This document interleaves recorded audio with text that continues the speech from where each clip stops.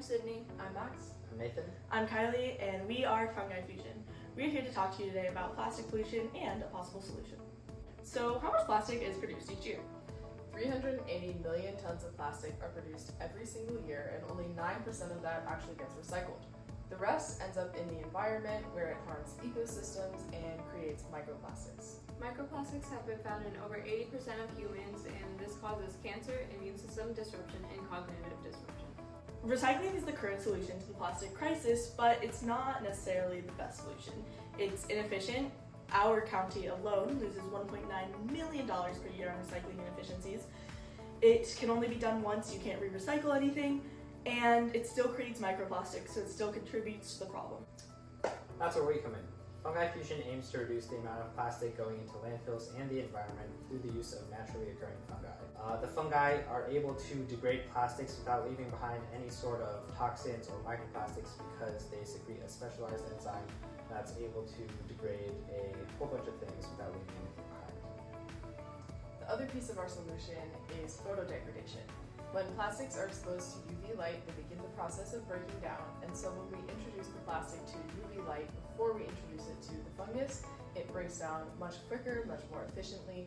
So we've added this to our solution to increase the efficiency. We read a bunch of research about both the fungi themselves and the UV, but we wanted to do some research of our own. So we acquired some fungi and we got in contact with the lab, and they let us grow and test our fungi there. So at the end of our testing period, we were able to put some of our plastic pieces under a microscope and look at them after they had been exposed to both the UV light and the fungus. And what we found is that our plastic had microscopic holes in it that our mentors confirmed is actually degradation from the fungus on the plastic. And you can see on these pictures that where the fungus was growing lines up with where the degradation is. So this shows that our concept is really viable. When we were doing our experimentation, we were also working on the different iterations of our prototype. Our initial iteration was extremely simple in nature.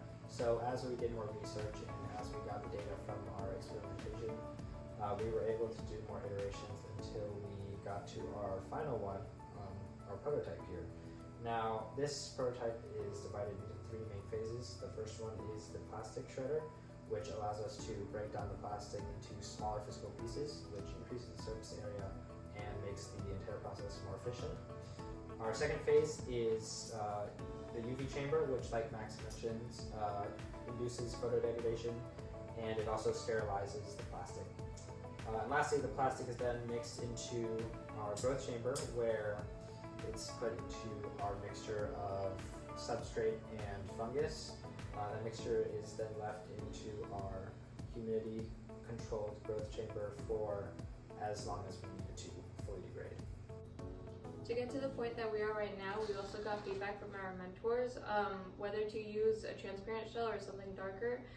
We learned that it was actually a misconception to have a darker shell for the fungi to grow, so we went with the transparent shell, whether to use open trays with sealed jars, and we learned that sealed jars weren't technically necessary for our prototype, and then whether to use oyster mushrooms or black mold, but from our mentors, they let us know that black mold was dangerous for humans to be around, so we decided to go with oyster mushrooms. This is just a proof of concept. In the future, this would look like a large-scale facility similar to a recycling plant, where your plastic would be dropped off. We would intake it, treat it, put it through all of our steps, and then eventually give it to the fungi where they would grow over it and eventually degrade it. If our prototype was scaled up to a large-scale facility for an entire community, this would have a large effect on the community that it's in. This system has the ability to completely eliminate plastic waste for an area, especially somewhere that really struggles with plastic pollution. Like, I know our community, there's a lot of plastic on the roads and stuff. So if we were able to take out that plastic and eliminate it using our fungi, it would improve the environment and people's health. So, Alright, and thank you so much for listening. That's all for FungiFusion, from Plastic pollution to natural solution.